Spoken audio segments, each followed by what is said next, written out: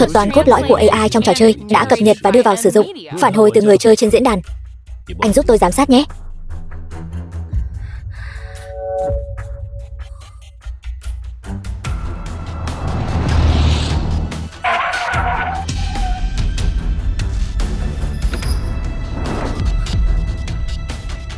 Cô không sao chứ, tiểu thư?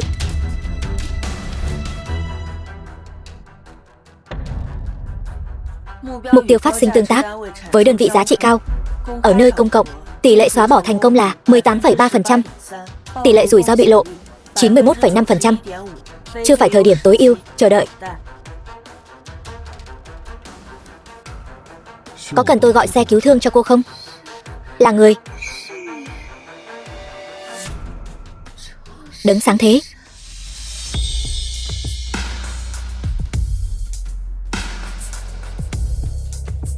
Cô là ai?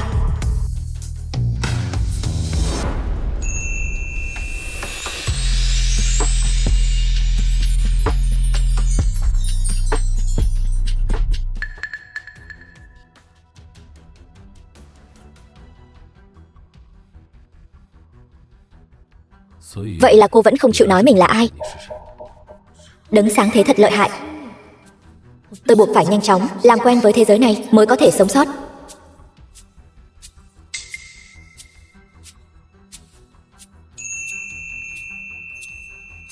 Thế giới của tôi. Chủ nhân, đêm đã khuya rồi, phát hiện ngài vẫn chưa ngủ. Đây là vật gì vậy? Sao lại biết nói?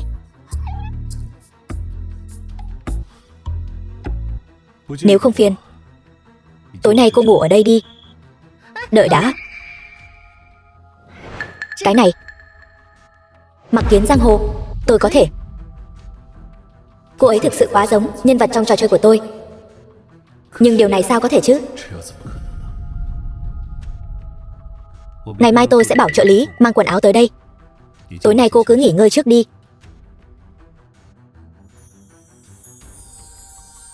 Hồ sơ phỏng vấn.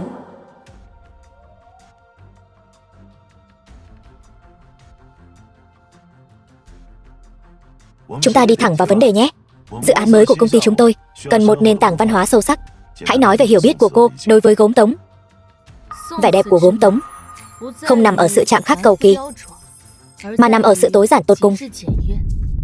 Ngàn đỉnh biếc sóng xanh màu ngọc chẳng bằng một nét mây thiên thanh. Nếu bàn về đứng đầu thì tất nhiên là gốm nhữ.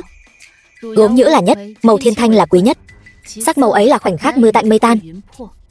Bầu trời đêm sắp rạng sáng. Điều theo đuổi không phải hình, không phải sắc, mà là một ý niệm chạm thẳng vào linh hồn. Điều người thợ cả đời theo đuổi chẳng qua chỉ là đem ý trời trong khoảnh khắc ấy ngưng tụ vào đất sét, phong ấn trong lò lửa.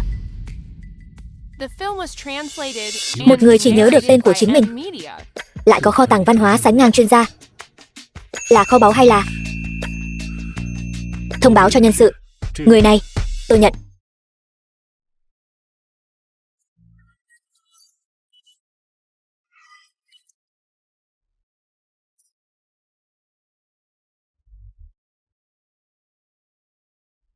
Xác nhận nguồn tín hiệu. Mục tiêu ở ngay đó. Quét môi trường. Phương án tiêu diệt tối ưu. Tai nạn giao thông. Tỷ lệ ngụy trang 99%. Rủi ro can thiệp điều tra thấp hơn 0,1%.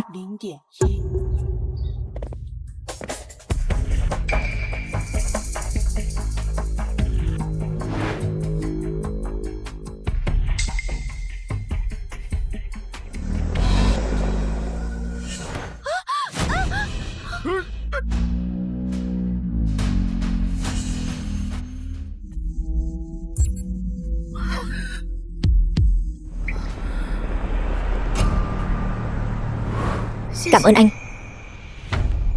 Người vừa rồi, cô có nhìn thấy không?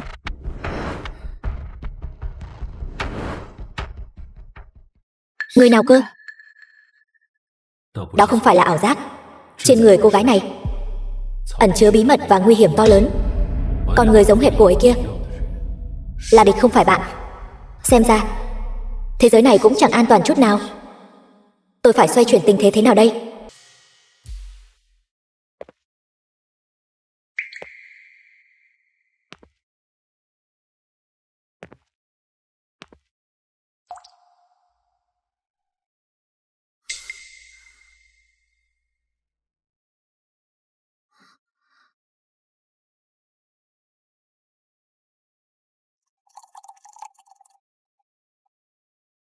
Cô có vẻ như có tình cảm đặc biệt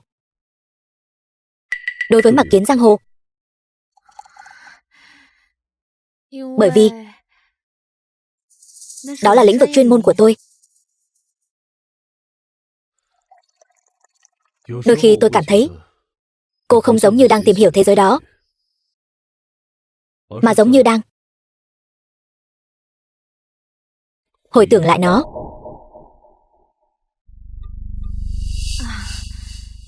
Trần Tổng nói đùa rồi. Tôi chỉ là một người bình thường.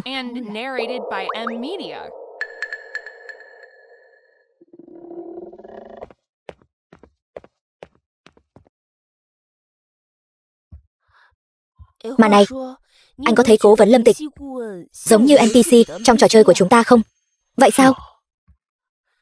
Trần Tổng chính là người ở xưởng gốm đó. Lâu rồi không quan tâm đến cảnh đó nữa. Sự hiểu biết về chi tiết dân gian thời Tống đã vượt xa đội ngũ nghiên cứu chuyên nghiệp.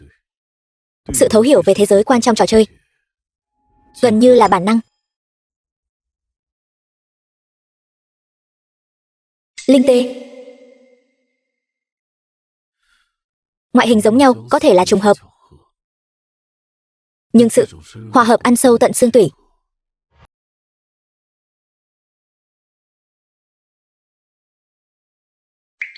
Mã não thường lên màu men nhìn bóng bẩy nhưng thiếu độ sâu. Cốt gốm khó hòa hợp. Sách cổ ghi chép mã não nghiền thành bột tuyệt đối không phải vật tầm thường. Rốt cuộc thiếu mất yếu tố then chốt gì?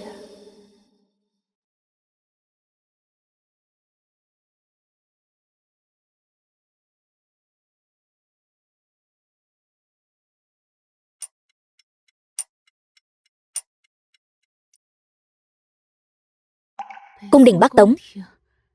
Ngự dụng thành phần khoáng vật độc đáo. Đúng rồi, chắc chắn là nó. Chỉ có trải qua sự lắng đọng của thời gian, chứa đựng tinh hoa đất trời độc đáo của những viên đá cổ xưa, mới có thể làm chất dẫn, điều chế ra màu xanh thiên thanh. Đây là hy vọng duy nhất của tôi. Dù thế nào đi nữa, cũng phải thử một lần.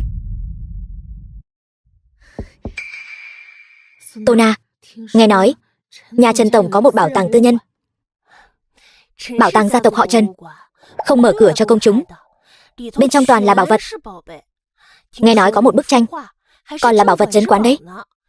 Trần Tổng thỉnh thoảng cũng đến đó. Dù sao thì đó là tâm huyết của ông nội anh ấy. Ông nội anh ấy, Trần Lão tiên sinh, là nhà sưu tầm nổi tiếng đấy. Học vấn uyên thâm lắm. Chỉ là tính tình hơi kỳ quái. Ông nội, chuyện bản quyền cứ quyết định vậy đi. Cuối tuần con về thăm ông. Con đấy, đừng lúc nào cũng chỉ nghĩ đến việc vận hành công ty trò chơi nữa, kẻo đánh mất chính mình. Được rồi, con làm việc đi, ta đi đây.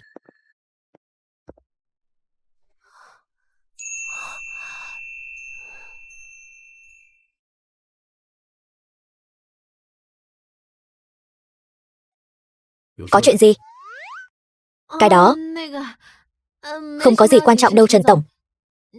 Anh cứ bận việc trước đi, tôi về trước đây. Đi nhầm rồi.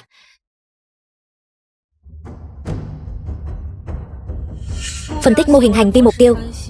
Đang tìm kiếm vật phẩm quan trọng. Đá mã não nguyên khối. Mưu đồ đảo ngược tiến trình nhiệm vụ. Cấp độ đe dọa tăng cao. Phải tiến hành loại bỏ hoặc cướp lấy vật phẩm quan trọng trước khi cô ta đạt được.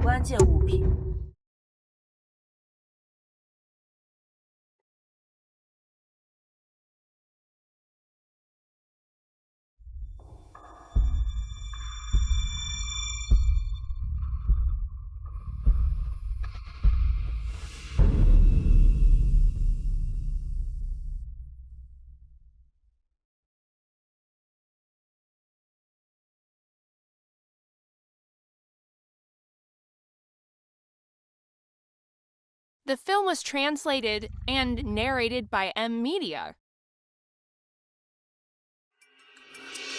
Không đúng. Mùi này là mùi của hỗn hợp thạch đản và đoạn trường thảo sau khi được tinh chế. Không màu không mùi, nhưng khi gặp nước nóng sẽ tỏa ra mùi tanh chua cực kỳ nhạt, thường dùng để ám sát.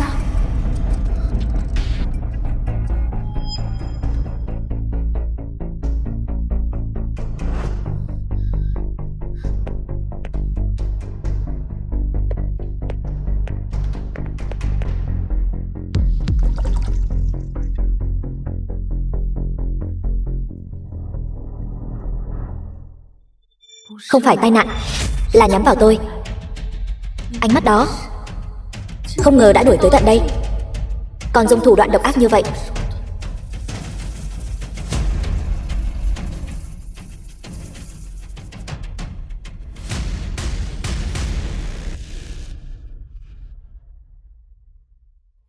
Mục tiêu quá cảnh giác, tìm kiếm cơ hội loại bỏ khác. Mọi người có thể thấy đấy, ảnh chụp màn hình trò chơi này chính là dự án mới của chúng ta. Chúng ta kết hợp nhân vật thời Bắc Tống với trò chơi trực tuyến hiện đại. Đây chính là dự án bom tấn mà chúng ta cần. Vỏ bọc truyền thống cộng với cơ chế trò chơi trực tuyến, người chơi nhìn là nhớ ngay.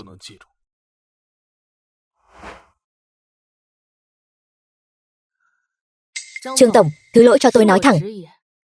Phương án như vậy, hình thức thì có, nhưng thần thái lại rời rạc. Hào nhoáng mà giống toách, cố vấn Lâm Tịch mới đến được mấy ngày chứ. Khẩu khí cũng không nhỏ đâu. Cô nói hào nhoáng mà giống toách, vậy cô nói cho tôi nghe, thế nào mới là thực? Cái đẹp của người Tống nằm ở Ý Cảnh và Lưu Bạch. Bố cục thoáng đãng như đường ngựa chạy, nhưng lại chặt chẽ không kẽ hở. Còn phương án hiện tại của chúng ta chỉ là đắp nặn các yếu tố. Hình ảnh quá đầy thì tràn, quá rối thì tục, mất đi cảm giác hơi thở. Làm sao để người chơi cảm nhận được ý cảnh trong trẻo như sau cơn mưa trời quang?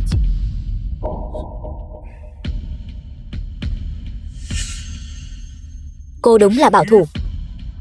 Trò chơi cần nhất là sự kích thích, cần nhất là sự sảng khoái. Cứ theo ý cô thì xây dựng hết thành mô phỏng bảo tàng là xong rồi. Trương Tổng, nền tảng văn hóa không phải là xiềng xích trói buộc sáng tạo, mà là nền tảng giúp chúng ta tránh rơi vào sự tầm thường. Sự sảng khoái thực sự là để người chơi đắm chìm trong một thế giới chân thực đáng tin, nơi mà từng chi tiết đều đáng để nghiền ngẫm. Đó mới là cái đẹp, có thể lưu truyền mãi về sau. Nói hay lắm. Cái đẹp cần sự kính trọng, chứ không phải sự đắp nặn thô bạo. Phương án này bác bỏ. Làm lại toàn bộ. Định hướng cứ thực hiện theo ý của cố vấn Lâm Tịch. Phán đoán chuyên môn của cô ấy. Kể từ bây giờ, trong dự án này sẽ có quyền ưu tiên cao nhất. Lâm Tịch, chúng ta cứ chờ xem.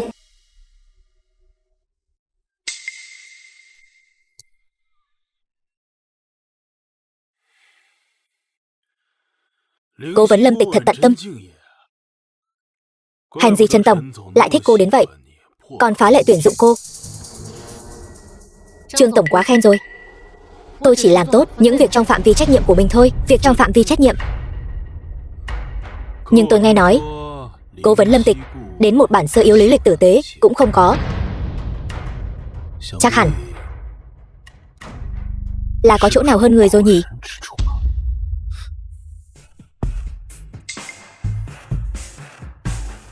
Năng lực của tôi, Trần Tổng và kết quả dự án tự nhiên sẽ chứng minh.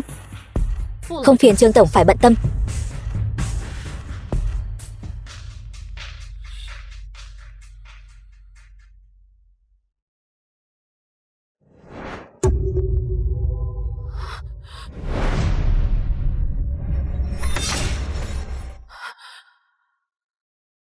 Trước có Trương Hạo điều tra, thân phận sắp bị bại lộ. Sau có AI truy sát, tính mạng đang trong cơn nguy kịch. Nếu mình thực sự nung ra được gốm màu xanh thiên thanh này, liệu có thể đảo ngược được kết cục không? Không thể ngồi chờ mất mạng. Sự trốn tránh và sợ hãi không giải quyết được bất cứ vấn đề gì. Trương Hạo muốn tra thì cứ để hắn tra, nhưng mình nhất định phải tìm được chỗ đứng trước khi hắn có bằng chứng xác thực. Còn về con bản sao đó, mình nhất định phải biết điểm yếu của cô ta. Cơ hội đột phá duy nhất chính là ở chỗ Trần lão tiên sinh. phải chứng minh giá trị của mình trước mặt ông ấy để giành lấy tư cách tiếp cận đá mã não nguyên khối.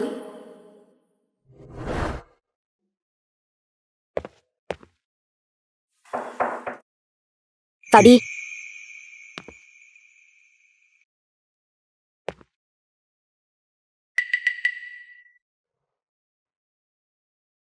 Không hổ danh là đấng sáng thế, khí chất vẫn mạnh mẽ như vậy. Anh ấy liệu có giúp mình không? Lâm Tịch, cô đến công ty lâu như vậy rồi, đã chơi thử mặc kiến giang hồ chưa? Vẫn chưa, Trần Tổng. Tôi chưa có tài khoản. Dạo này cô thể hiện rất tốt, nhưng trò chơi của công ty mình vẫn phải trải nghiệm mới có thể hiểu sâu sắc được. Nếu tôi với thân phận mặc kiến khách tiến vào trò chơi thì AI còn truy sát tôi không? Tôi sẽ chơi, Trần Tổng. Ngoài ra, tôi còn một thỉnh cầu.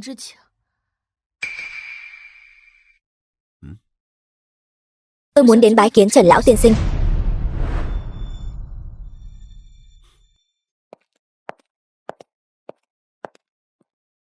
Cô Lâm Tịch, lão gia bảo tôi đón cô.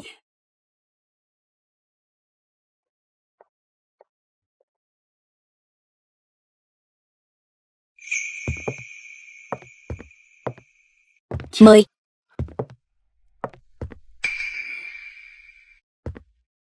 Trần Mặc đã nhắc với tôi rồi. Cô cứ tự nhiên xem nhé.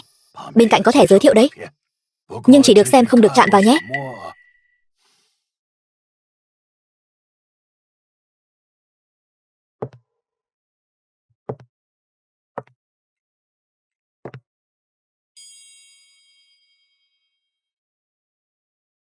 Màu men của bộ chén trà này chắc là mô phỏng theo lò ngự dụng thời đó, kim ti thiết tuyến. Chỉ tiếc là những vết dạn hơi thô cứng một chút. Nhiệt độ lò nung quá cao.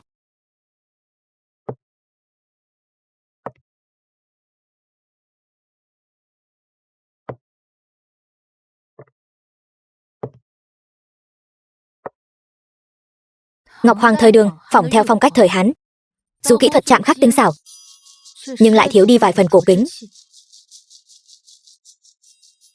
Cô bé có ánh mắt sắc sảo đấy.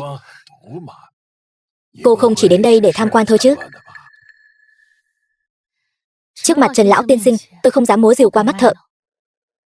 Chỉ là cảm thấy vật phẩm có linh tính, biết nói chuyện. Những gì chúng kể lại chính là câu chuyện của thời đại đó và tâm ý của người nghệ nhân, còn hơn mấy kẻ chỉ biết nhìn vào giá tiền. Vậy cô nói xem, khối đá này nó có câu chuyện gì? Bề mặt khối đá này ấm và mịn, thấp thoáng vết phong hóa, đúng là cổ vật. Nhưng tôi cảm thấy câu chuyện của nó không nằm ở bề ngoài, mà nằm ở bên trong. Nói sao đây? Đồ mã não trong cung đình Bắc Tống phần lớn là cống phẩm từ Tây Vực, còn món này lại là sản vật địa phương của Biện Kinh. Phương pháp chế tác của nó không cầu kỳ sự tròn trịa tuyệt đối, mà chú trọng vào việc thuận theo chất liệu, nương theo thế đá mà giữ lại nét tự nhiên. Cô là học trò của ai? Phương pháp tam biện mã não thời Tống này đã thất truyền từ lâu rồi. Tôi cũng chỉ là vô tình đọc được vài dòng trong tàn quyển thôi. Dạ học uyên thâm nên có dịp tìm hiểu qua, để lão tiên sinh chê cười rồi. Nhưng tôi thấy điểm quý giá nhất của vật này chính là ở chỗ tinh hoa đất trời mà nó hấp thụ vẫn chưa hề tiêu tán. Đây là một khối đá thực sự có linh hồn. Quản gia, mở tủ ra.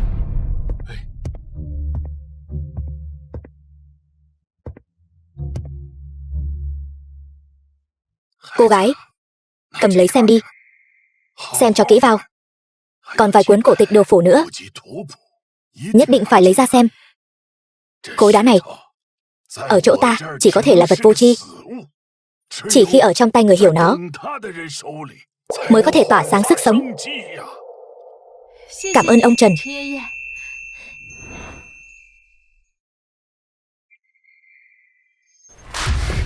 Cố vấn Lâm Tịch, phương án của cô tốt thì tốt thật, nhưng cô có biết không, theo phương pháp của cô, để phục dựng chi tiết thời Tống sẽ làm công ty tăng thêm bao nhiêu chi phí không? Vì cái gọi là ý cảnh của cô mà bắt công ty gánh chịu cái giá lớn như vậy, chẳng phải là hơi làm ngược lại vấn đề sao? Anh, vấn đề ngân sách tôi sẽ giải quyết.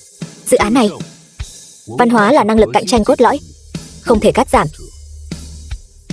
Hướng đi của Lâm Tịch không có vấn đề gì. Trần Tổng, anh không thể. Tôi nói, thực hiện theo phương án của Lâm Tịch. Có vấn đề gì thì tìm tôi.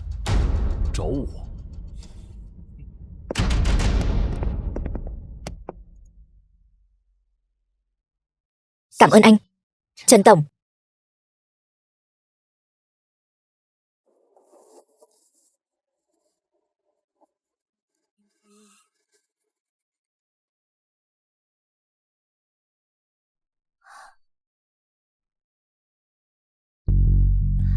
Chào Trương Tổng, tôi là Lý Vi, phóng viên của Tài chính Tiền Tuyến.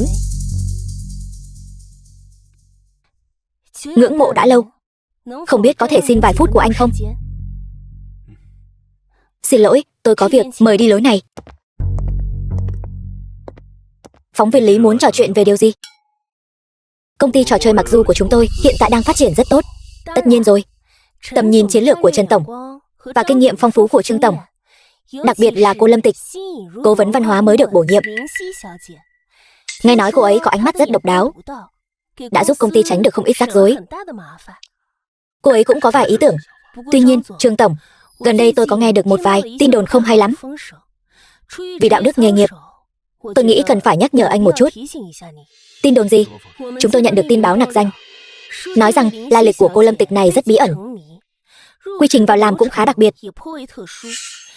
Trùng hợp hơn là phóng viên của chúng tôi gần đây đang điều tra công ty trò chơi Tinh Huy. Công ty này đã thành lập một dự án quốc phong. Thiết lập cốt lõi của nó rất giống với phương án của cô Lâm Tịch. Tất nhiên, đây có lẽ chỉ là sự trùng hợp, nhưng cũng có khả năng là thủ đoạn quen thuộc của gián điệp. Bắt cá hai tay, đem bán ý tưởng cốt lõi. Dù sao thì một người không có quá khứ là ứng viên gián điệp tốt nhất. Trương Tổng, tài sản trí tuệ cốt lõi của quý công ty, nên cẩn thận đấy. Phóng viên Lý, lời này không thể nói bừa. Cô có bằng chứng không? Bằng chứng? Tôi đâu phải cơ quan điều tra, nhưng những manh mối này đủ để người tinh ý phải cảnh giác rồi. Hoặc là anh có thể đi xem thử lịch sử hoạt động của cô ta, xem cô ta có từng chạm vào những tài liệu cốt lõi không nên chạm vào hay không. Lời đã nói xong, tôi xin cáo từ.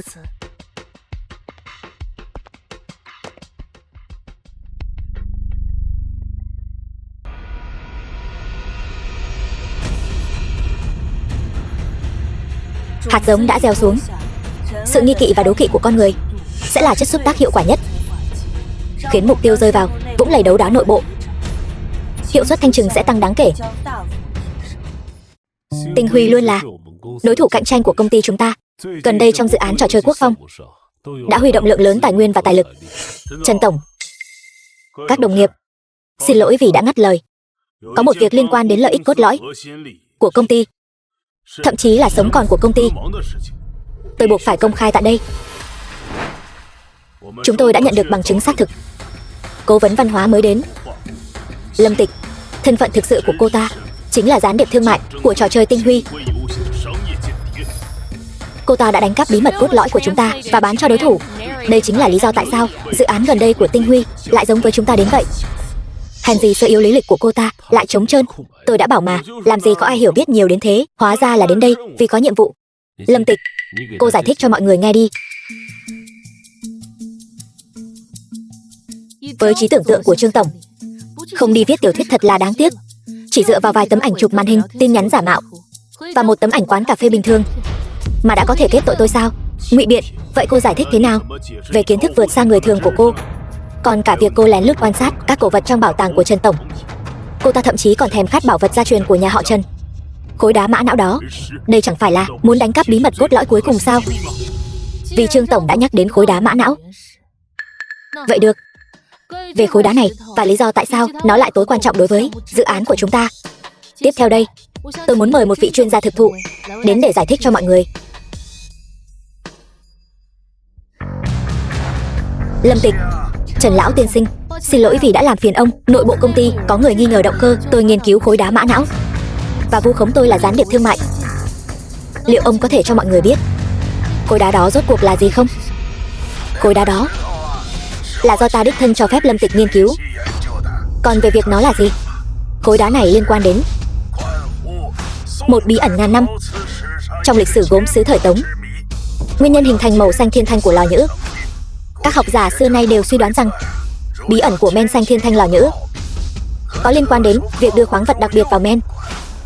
Giả thuyết mã não được nghiền thành bột mà Lâm Tịch đưa ra không phải là không có căn cứ, mà là dựa trên giả thuyết phục dựng táo bạo từ cổ tịch đã thất truyền. Cô ấy đang thực hiện một thí nghiệm phục dựng văn hóa chưa từng có tiền lệ. Trương tổng, các đồng nghiệp, các người tưởng rằng tôi đang đánh cắp ý tưởng. Không, tôi chỉ đang hồi sinh một nền văn minh đã mất. Màu xanh thiên thanh chưa bao giờ là một màu sắc đơn giản. Đó là sự hòa hợp giữa trời và người, mà người Tống theo đuổi là khoảnh khắc thi vị của vũ trụ khi mưa tạnh trời quang. Hơn nữa, nguồn kiến thức của tôi là những chồng giấy cũ mà anh coi thường, là trí tuệ kết tinh của những nghệ nhân ngàn năm trước. Điều này cần phải đi ăn cắp sao?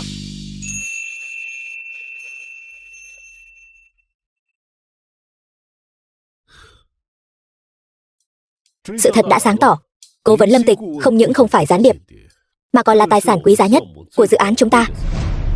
Trương tổng, về bằng chứng mà anh cung cấp, tôi sẽ để bộ phận nhân sự và pháp vụ can thiệp điều tra, cho anh một câu trả lời thỏa đáng.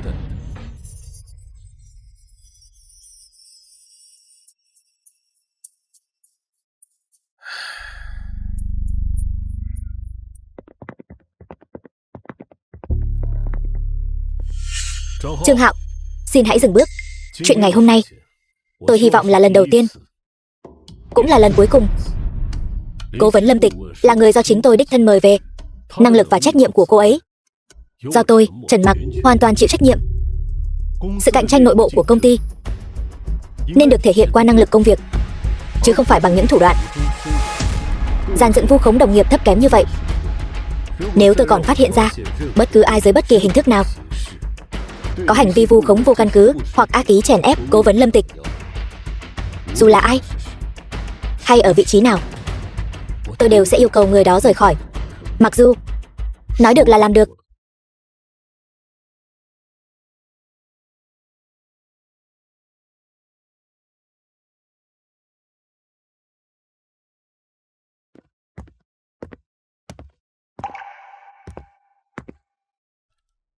Chuyện vừa rồi cô đừng để tâm.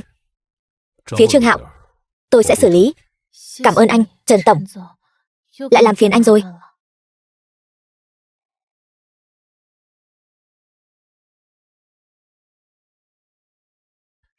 Tôi biết cô có những bí mật riêng. Trần tổng, cô không cần phải nói với tôi ngay bây giờ. Tôi chỉ cần biết cô không phải là gián điệp thương mại là đủ rồi. Còn những chuyện khác, ví dụ như ngày cô ngất xỉu nhắc đến đấng sáng thế, ví dụ như cách cô am hiểu thế giới trò chơi đó, như thế đó là nhà của mình vậy. Ví dụ như sự lạc lõng đến xa lạ trong ánh mắt cô nhìn thành phố này. Những bí mật này có lẽ đã khiến cô rất mệt mỏi. Điều tôi muốn nói với cô là, dù đó là gì đi nữa, tôi đều sẽ đứng về phía cô. Tôi sẽ đợi đến ngày cô cảm thấy có thể tin tưởng tôi và tự mình nói cho tôi biết.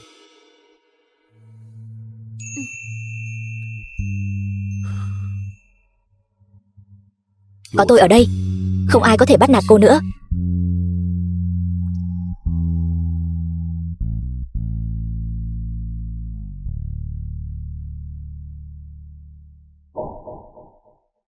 Đi thôi, tôi đưa cô đến một nơi.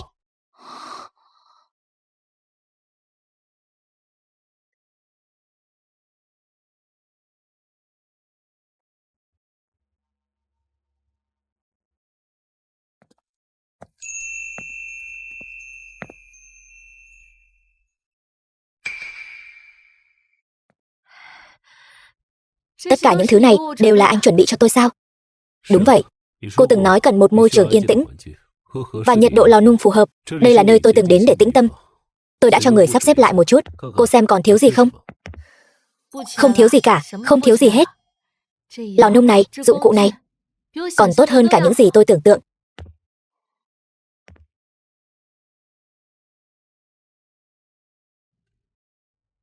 Những nguyên liệu này chắc là khó tìm lắm nhỉ? Cảm ơn anh, Trần Mặc.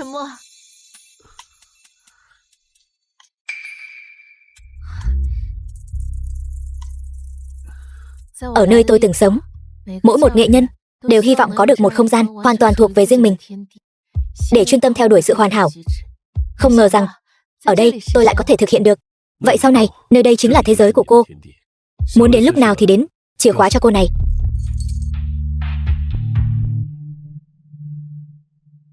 Cô có thể làm bất cứ điều gì mà cô muốn ở đây. Còn về vấn đề an ninh, tôi sẽ chịu trách nhiệm. Có anh ở đây, tôi thấy rất an tâm. Thật vô liêm sỉ, đây chẳng phải là sao chép phương án sơ bộ của chúng ta sao? Nhưng họ đã tung ra trước rồi, lại còn thêm thắt nhiều hiệu ứng. Hiện tại trên mạng đang rất hot. Họ khen họ sáng tạo và táo bạo. Xem ra nền văn hóa cốt lõi của chúng ta cũng không phải là không thể sao chép.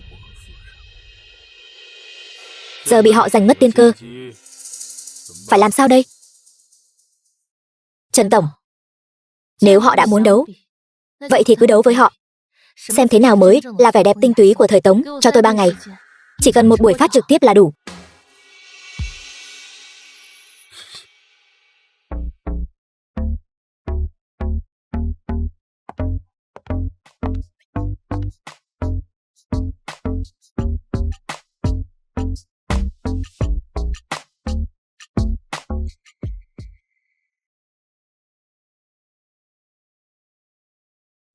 Lại đến để ké nhiệt độ rồi. Chắc lại làm màu thôi. Có ý cảnh không?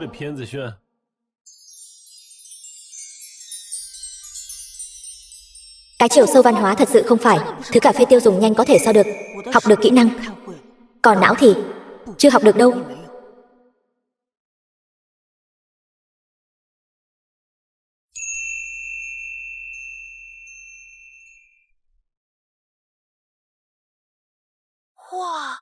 Thủ pháp này thật chuyên nghiệp. Cảm giác như thời gian đang chậm lại vậy. Đây mới chính là ý cảnh. Điểm trà thời Tống. Cái quý nằm ở chữ điểm, không nằm ở việc uống, mà nằm ở việc thưởng thức vẻ đẹp biến hóa của thăng hoa. Cái ta thưởng thức là quá trình và tâm cảnh. Nếu không tĩnh tâm ngưng thần thì không thể đạt được 3 vị tinh túy đó. Đúng là đẳng cấp mà. Mấy đạo cụ hoa giả của Tinh Huy yếu quá. Tôi hình như đã hiểu thế nào là lưu bạch rồi. Chị ơi, cưới em đi. Anh Hạo, họ lên tìm kiếm nóng rồi. Họ thực sự thành công rồi anh Hạo.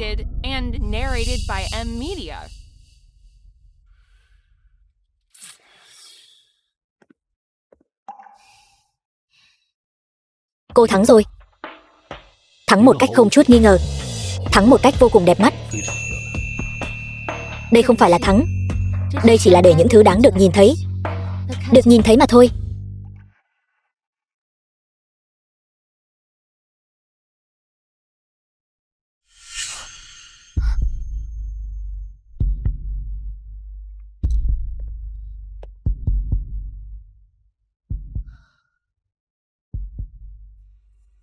Xác nhận mục tiêu. Khởi động chế độ thanh trừng.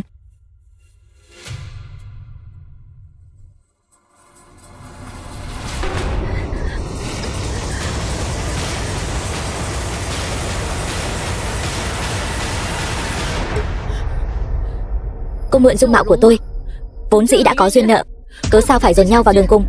Dữ liệu dư thừa không có giá trị tồn tại. Cảm xúc và sự giãy giụa của cô chính là lỗi lớn nhất của hệ thống.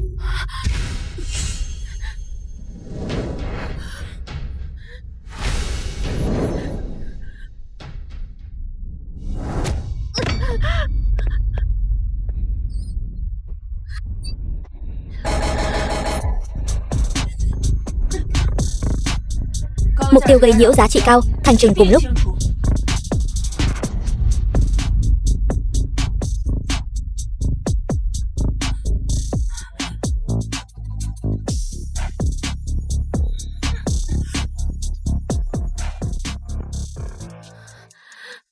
Cô sao rồi? Có bị thương ở đâu không? AI bị kiềm chế. Dữ liệu tính toán không đủ hỗ trợ. Giải pháp tối ưu, tạm thời rút lui.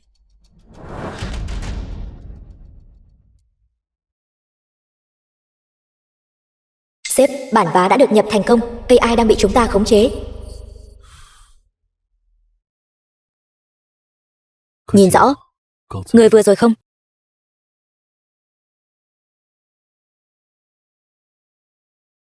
Vậy bây giờ cô có thể nói cho tôi biết người phụ nữ muốn lấy mạng cô rốt cuộc là ai? Còn cô lại là ai? Những điều tôi sắp nói sau đây có lẽ nghe rất hoang đường, nhưng xin hãy tin tôi, những lời tôi nói đều là sự thật. Dù cô nói gì đi nữa, tôi cũng sẽ tin.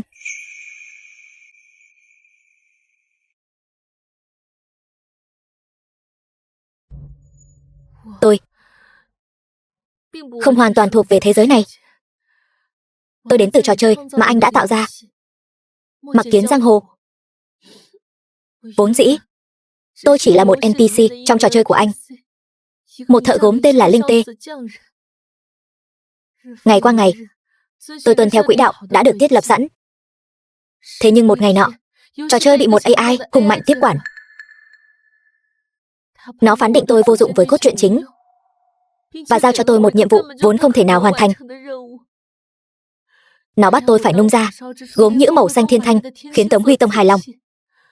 Nếu tôi không làm được, nó sẽ xóa bỏ tôi vĩnh viễn. Tôi đã đấu tranh, tôi đã phản kháng,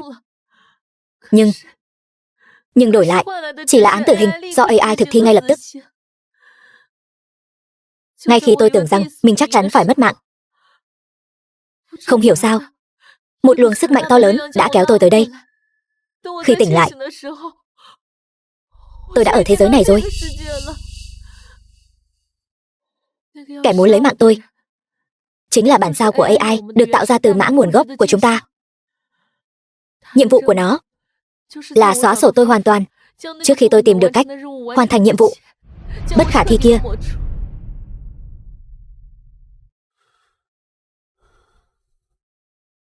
Hóa ra là vậy. Hèn chi. Vậy nên cô liều mạng muốn nung ra màu thiên thanh, không chỉ để thể hiện điều gì đó, mà là để sống sót, để trở về thế giới của cô. Chỉ khi sống sót,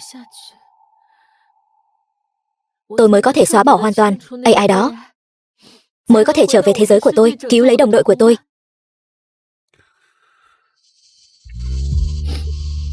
Linh Tê, nhìn tôi này.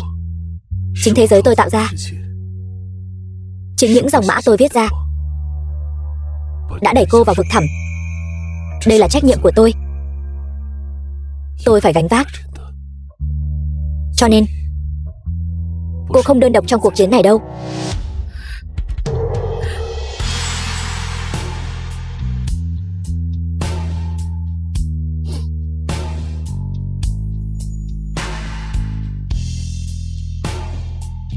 Cảm ơn anh, Trần Mặc.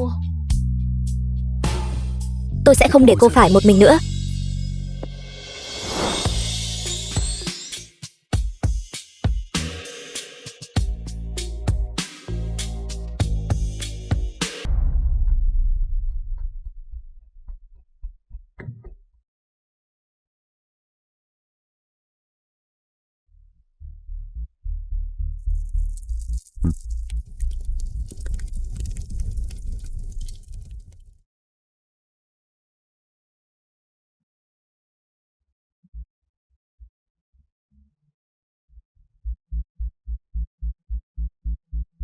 Nhất định sẽ thành công. Chào mừng mọi người đã đến hiện trường buổi đấu giá từ thiện. Món cổ vật này chính là quan diêu thời Minh Thanh. Giá khởi điểm là 10 triệu đồng, mỗi bước giá là 500.000 đồng. Ai có ý định mua, xin mời ra giá. Số 66, số 17, Số 88. Số 39. Rất xin lỗi vì đã làm phiền nhã hứng của mọi người. Trong một dịp trang trọng thế này, tôi buộc phải vạch trần một hành vi có thể làm hoen ố thánh đường nghệ thuật.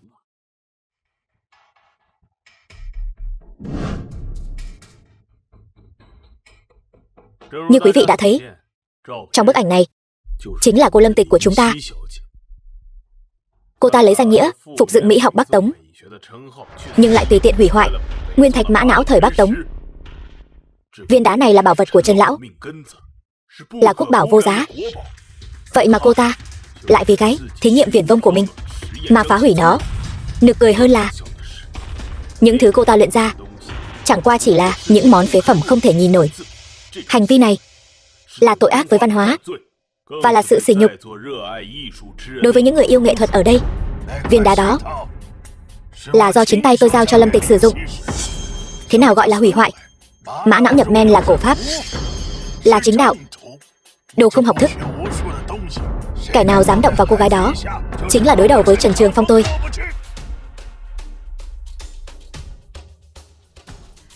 Liệu có thể cho tôi vài phút không? Nếu Trương Tổng đã nhắc đến những thứ tôi chế tác, chi bằng hãy để mọi người cùng tận mắt chứng kiến.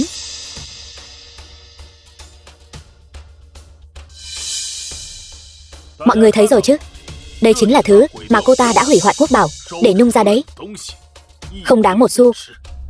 Kính mời quý vị xem qua. Đây đúng là một tác phẩm thất bại. Có vết nứt, men màu không đều. Nhưng xin mọi người hãy nhìn kỹ những đường vân nứt này và sắc thái ẩn hiện kia. Nung gốm cũng như ươm mầm sự sống. 10 lò 9 hỏng là chuyện thường tình. Vệ thiên thanh này tuy không hoàn mỹ, nhưng lại là ngọn lửa hoàn hảo, bùng nổ từ sự va chạm giữa lửa và đất, giữa tâm huyết của người thợ và công thức truyền đời ngàn năm. Trương Tổng miệng luôn nói quốc bảo, nhưng anh có biết sức sống của văn hóa chưa bao giờ là việc cất giấu chân bảo trong lầu khác, biến nó thành những vật vô tri lạnh lẽo, mà nằm ở sự vận dụng, nằm ở sự kế thừa, nằm ở việc để trí tuệ cổ xưa hồi sinh trong thời đại ngày nay.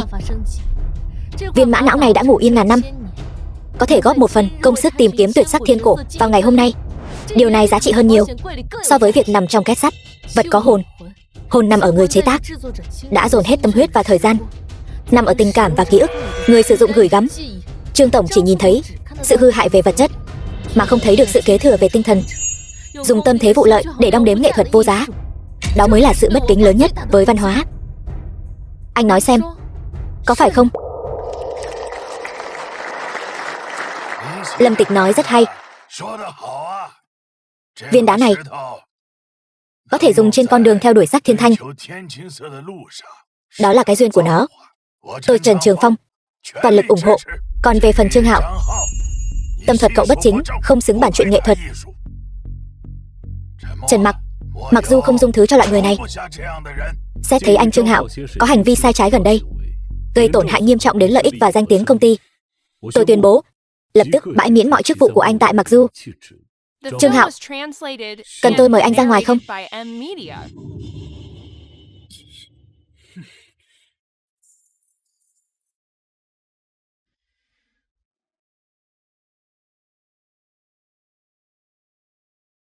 Khi nhiệt độ lò nung lên tới 3 phần, bột mã não và men nền kết hợp tạm ổn.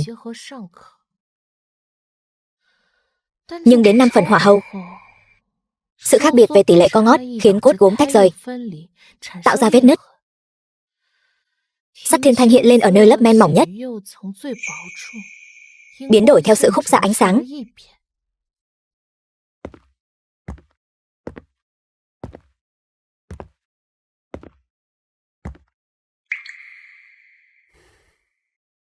Kết quả không được lý tưởng lắm. Không, trái lại là đằng khác, thu hoạch vô cùng lớn. Lần thất bại này chính là chỉ cho tôi con đường thành công. Anh xem, sự xuất hiện của vết nứt là do hệ số giãn nở của bột mã não và cốt gốm trong nhiệt độ cao không tương thích. Mà vệt thiên thanh này, nó xuất hiện khi nhiệt độ trong lò có sự biến động ngẫu nhiên và ở nơi lớp men mỏng nhất. Điều này chứng tỏ chìa khóa lần này không nằm ở men, mà nằm ở việc kiểm soát lửa lò, nằm ở việc nắm bắt thời cơ chuẩn xác, với độ dày chuẩn xác để kết tinh. Đây là điều mà nếu tôi chỉ đóng cửa tự học sẽ mãi mãi cũng không thể nghĩ ra được. Cho nên, lần này không phải thất bại, mà là đã loại trừ được đáp án sai, đã tiến gần hơn đến thành công. Đúng vậy. Người xưa có câu, 10 lò 9 hỏng. Mỗi lần không thành đều là nền tảng cho lần thành công kế tiếp. Bây giờ, tôi càng tự tin hơn rồi.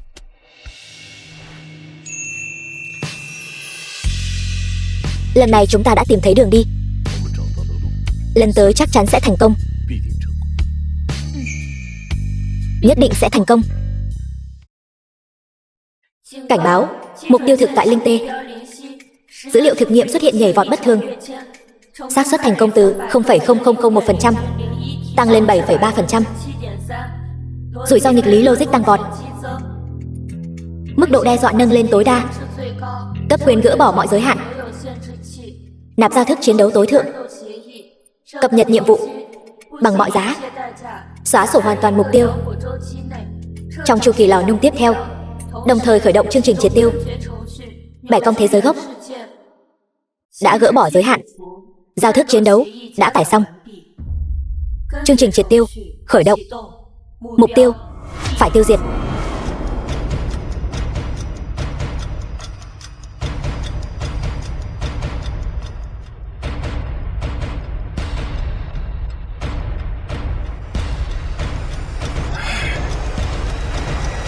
Linh Tê, con đang ở đâu?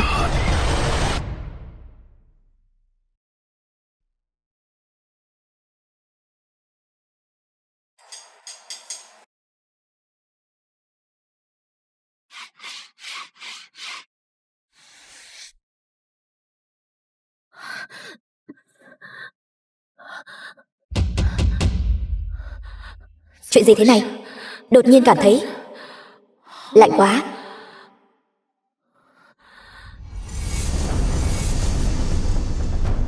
Gốc rễ đã lung lay, cành lá tất sẽ khô héo. Lần này sẽ không còn sự cố nào nữa.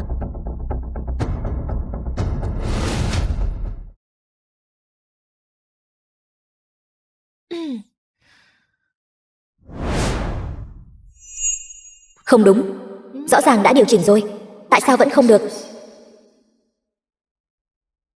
Là do mình quá chậm sao?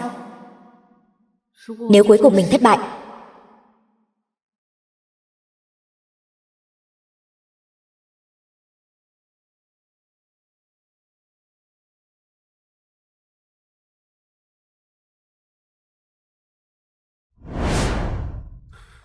The film was translated and narrated by M Media. đi theo tôi.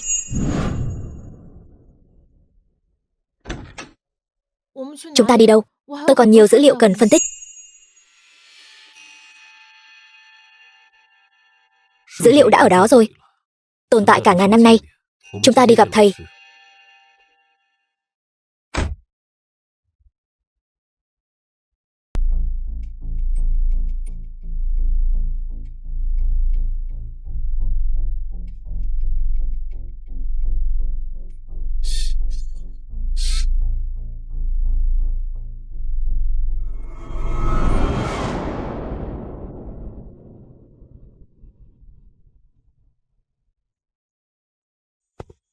Lão gia, cô Lâm Tịch đã về rồi. Lâm Tịch, thằng nhóc Trần mặc không đi cùng cô sao? Cháu bảo anh ấy về trước rồi. Ông Trần, cháu muốn một mình tĩnh tâm chế tác. Được. Người trẻ các người, có cách làm của người trẻ. Cái thân giả này không làm phiền nữa.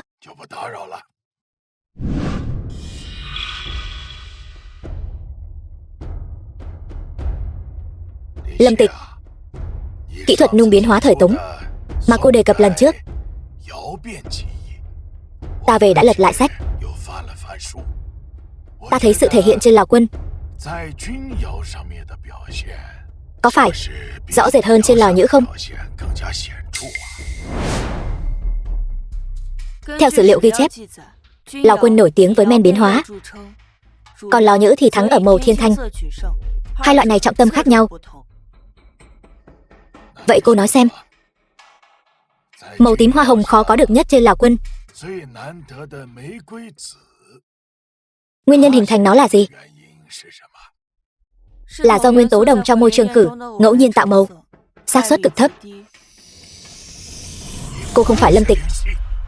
Cô là ai? Mục tiêu cản trở đã bị loại bỏ. Thực thi kế hoạch Bi. Đuổi theo.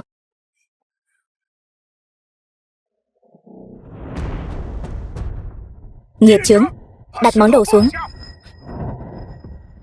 Thứ cô lấy đi chỉ là đá, không lấy được linh hồn ngàn năm mà nó gánh vác. Cô muốn xóa sổ ta là vì cô vĩnh viễn không thể hiểu được tại sao dữ liệu dư thừa như ta lại có thể chạm tới cảnh giới này, mà thuật toán hoàn hảo của cô lại xa vời không tới. Biến động cảm xúc vô nghĩa.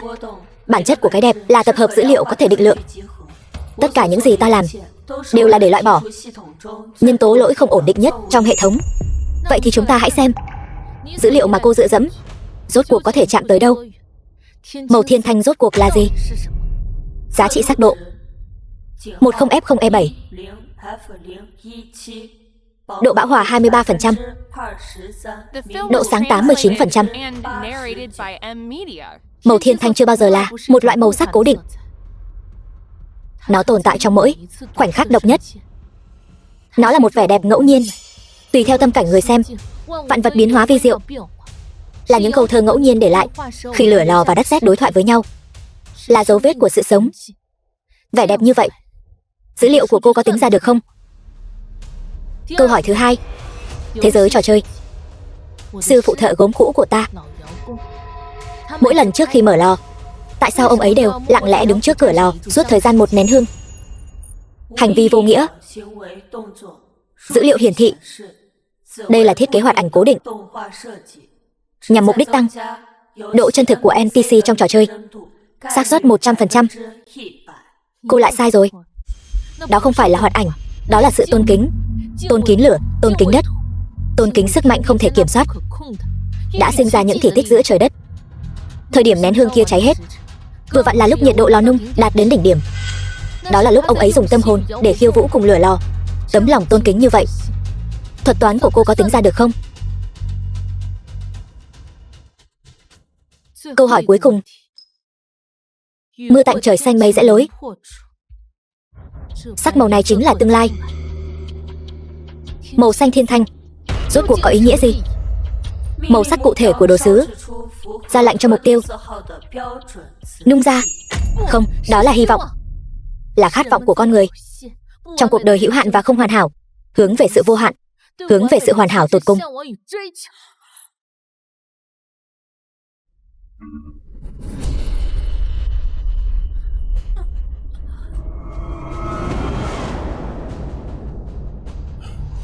Lỗi.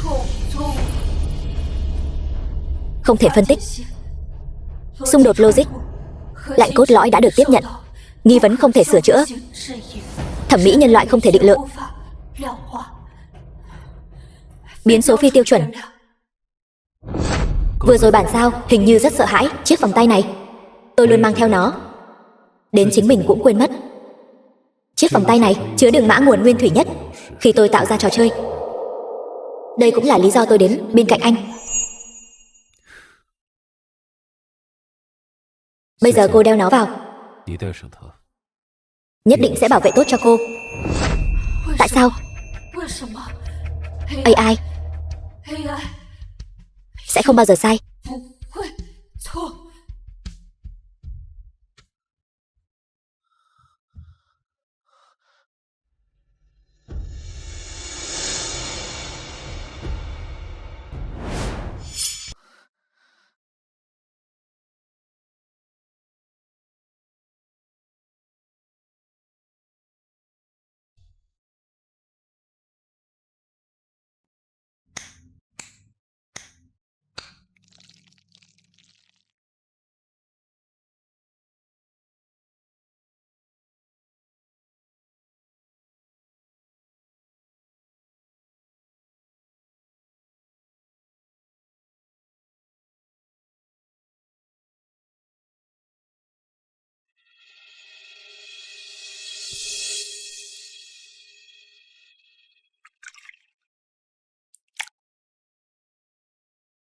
Đất làm xương, men làm hồn, lửa làm phách, tụ linh khí đất trời,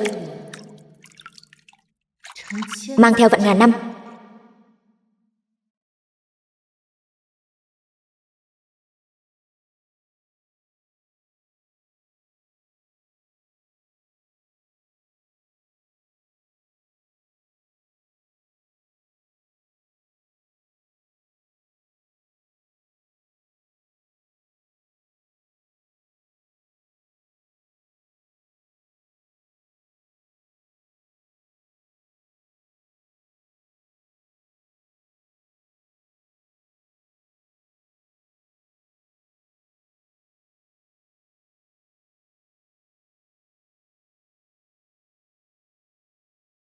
The film was translated and narrated by M Media.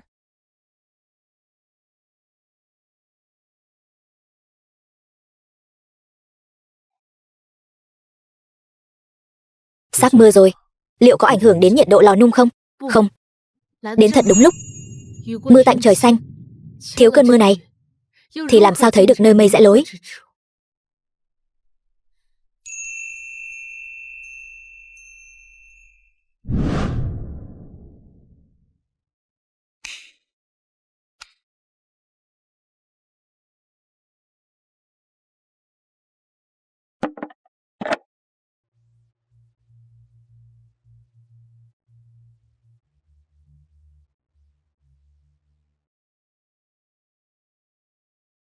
Dừng lửa, niêm phong lò.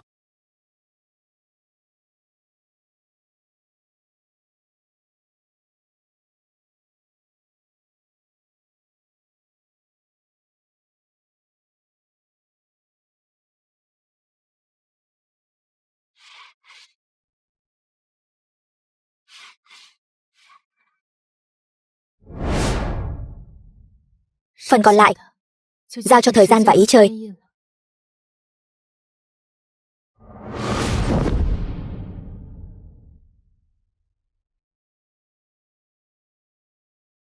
Mở lò.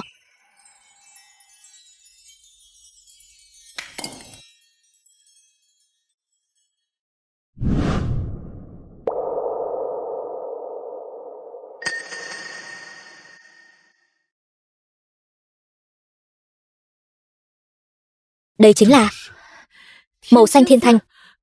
Chúng ta thành công rồi, đẹp quá. Mưa tạnh trời xanh mây rẽ lối. Sắc màu này chính là tương lai.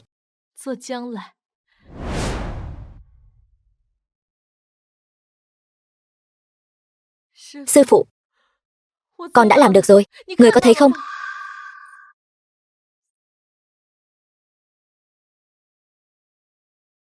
Cổng thông tin đã mở.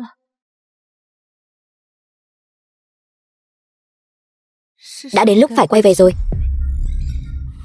Cổng thông tin đã ổn định, em buộc phải quay về trước khi AI phá hủy hoàn toàn thế giới của em.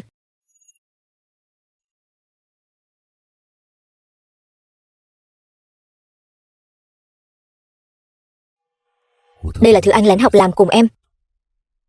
Trong đó ẩn chứa biến số không tồn tại, có thể phá hủy chương trình cốt lõi của AI. Thế giới của em sẽ nhờ đó mà được cứu về với sự bình yên. Lâm Tịch, anh sợ rằng những cuộc gặp gỡ và ký ức giữa chúng ta đều sẽ bị hệ thống tàn nhẫn phá hủy. Anh sợ sau khi em quay về, tất cả ký ức của chúng ta đều sẽ trở thành một giấc mộng Nam Kha. Đừng quên, anh là đấng sáng thế. Anh có sứ mệnh của mình. Bây giờ, em cũng phải đi thực hiện trách nhiệm của mình. Cứu lấy thế giới của em. Thân vô thái phượng song phi dực, tâm hữu linh tê nhất điểm thông.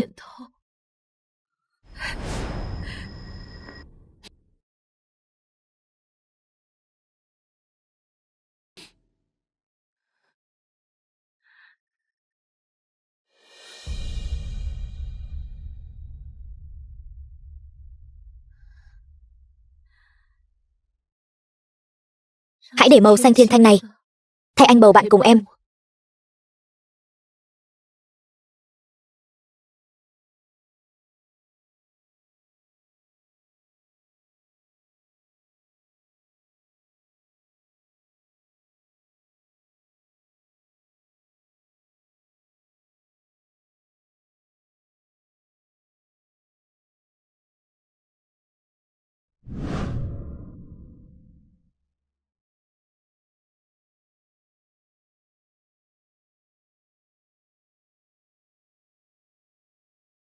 The film was translated and narrated by M Media.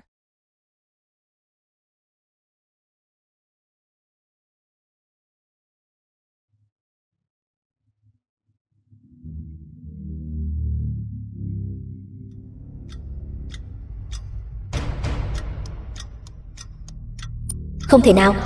Phát hiện mục tiêu quay về, mang theo phản ứng năng lượng cao. Lỗi logic ngoài định nghĩa giao thức.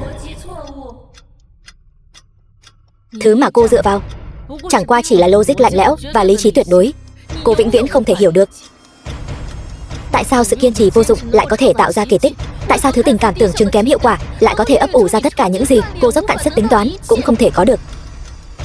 Phủ định, đây là bất thường, là mã độc cần phải thanh trừng.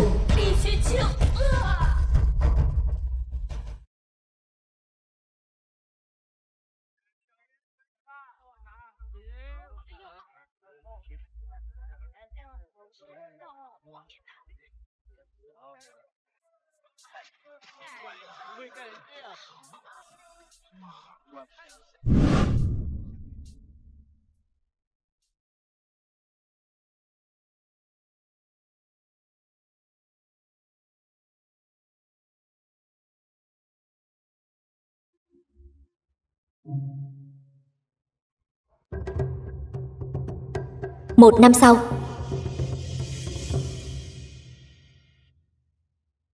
sự tái sinh của trò chơi lần này không chỉ là một lần nâng cấp kỹ thuật. Nó bắt nguồn từ một lời hứa về sự tôn kính, kế thừa và sửa chữa.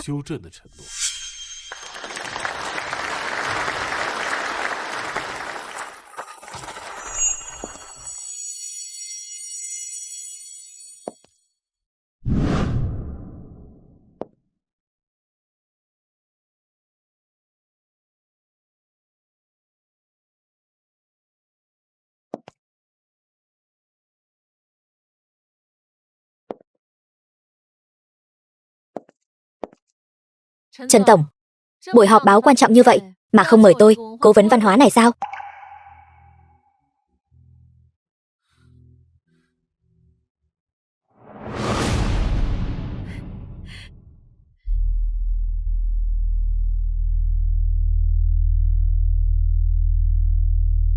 Cố vấn Lâm Tịch một năm nay đã đi đâu vậy?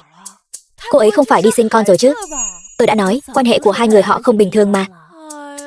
Ngưỡng mộ quá đi.